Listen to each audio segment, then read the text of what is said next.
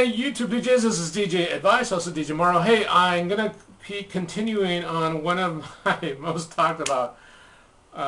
It's starting to be really gain a lot of steam, this video. It was on the Emulator Software with the touchscreen.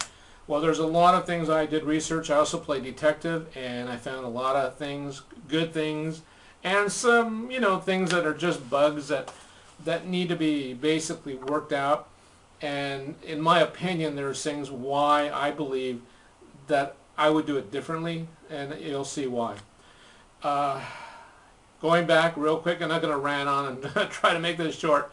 Do you remember when there was Atari? It was a game where me and my sister had, that's when Pong first came out. Boing, bong, the little Pong.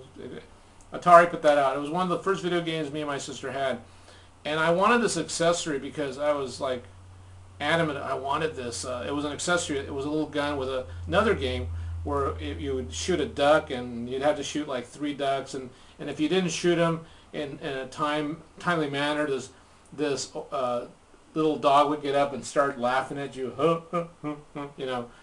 So I don't know if you remember that game, but I'm giving my age away. But that was kind of where the interactive type of thing with a TV set. That was an analog TV set back then. You just shot it with a little light beam, and it would acknowledge that you did shoot it, and it worked.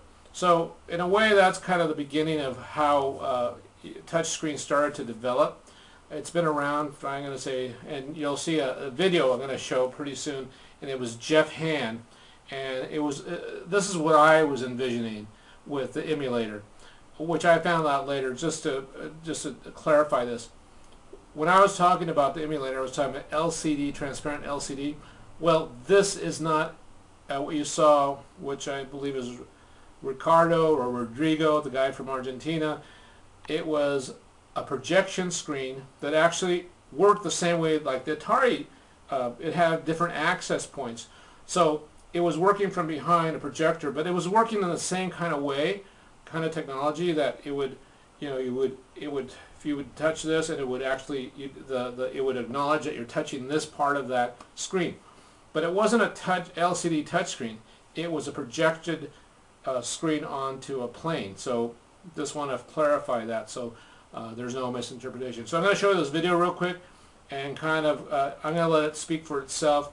This is what I had in mind. Now, there is such a thing as a 46-inch touchscreen Samsung LCD out there, and that's where I would kind of be doing it. I know that it works with this projection screen, but there's some issues, and I'll clarify why I think you have to address those issues before it's viable, especially if you're going to be using it on the road. So anyway, enough said. Here's a video. I'm really excited to be here today because I'm about to show you some stuff that's just ready to come out of the lab, literally, and I'm really glad that you guys are going to be amongst the first to be able to see it in person, because I really think this is going to change the way we interact with machines from this point on. Now, this is a rear projected drafting table. It's about 36 inches wide, and it's equipped with a multi-touch sensor. Now, normal touch sensors that you see, like on a kiosk or interactive whiteboards, can only register kind of one point of contact at a time. This thing allows you to have multiple points at the same time. I can use both my hands, I can use chording options, I can just go right up and use all 10 fingers if I wanted to, like that. Now, multi-touch sensing isn't completely new. I mean, people like Bill Buxton have been playing around with it in the 80s. However, the approach I developed here is actually high resolution, low cost, and probably most importantly, very scalable. So the technology, isn't the most exciting thing here right now, other than probably its newfound accessibility. What's really interesting here is kind of what you can do with it, and the kind of interfaces you can build on top of it. So let's see.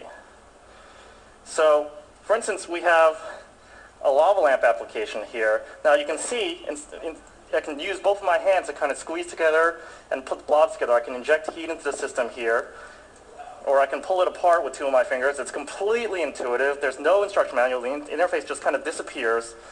This started out as kind of a screensaver app that one of the PhD students in our lab, Ilya Rosenberg, made, but I think its true identity comes out here. Now, what's great about a multi-touch sensor is that, I could be doing this with as many fingers here, but of course, multi-touch also inherently means multi-user, so Chris could be out here and interacting with another part of the lava while I kind of play around with it here. You can imagine a new kind of sculpting tool where I'm kind of warming something up, kind of making it malleable, and then kind of letting it cool down and solidifying in a certain state.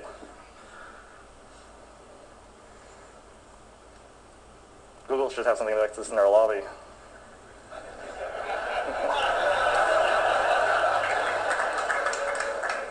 I'll show you something a little more of a concrete example here as this thing loads. Now, this is a photographer's lightbox application. Again, I can use both of my hands to kind of interact and move photos around, but what's even cooler is that if I have two fingers, I can actually grab a photo and then stretch it out like that really easily. I can pan, zoom, and rotate it effortlessly. I can do that grossly with both of my hands, or if I can do it just with two fingers on each of my hands together. If I grab the canvas, I can kind of do the same thing, stretch it out. I can do it simultaneously where I'm holding this down and gripping on another one, stretching this out like this. Again, the interface just disappears here. There's no manual. This is exactly what you kind of expect, especially if you haven't interacted with a computer before. Now, when you have initiatives like the $100 laptop, I kind of cringe at the idea that we're going to introduce a whole new generation of people to computing with kind of this standard mouse and Windows pointer interface. This is something that I think is really the way we should be interacting with the machines from this point on. Okay. Now, of course, I can bring up a keyboard.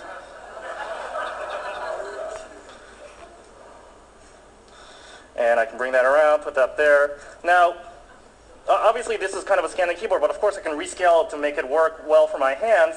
And that's really important because there's no reason in this day and age that we should be conforming to a physical device. I mean, that leads to bad things like RSI. I mean, we have so much technology nowadays that these interfaces should start conforming to us. I mean, there's so little applied now to actually improving the way we interact with interface from this point on. This keyboard is probably actually really the wrong direction to go. You can imagine in the future, as we develop this kind of technology, a keyboard that kind of automatically drifts as your hand kind of moves away and kind of really intelligently anticipates which key you're trying to stroke with your hands. So, again, isn't this great? Anyway, that was Jeff Hand, and you can check him out on YouTube. I just want to briefly tell you, I'm going to keep continuing the series of the emulator. That just kind of gives you a basic idea how touchscreen technology evolved. And it's important to understand it's more about the interaction part that incorporates this emulator software. And there's other programs out there, but I just want to let you know that this is this emulator software works.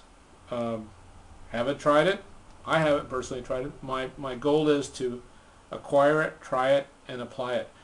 I really think that the LCD touchscreen is really the way to go. Now this other way, yeah, I mean it works. It's just the fact that my issue is more the projection thing. You're going back to having more things, and I feel that just like Jeff Hand was saying, you want to put everything together. I agree with that. We have the technology, so why not use it? Why would you want a projector and that works? I think that's kind of going backwards.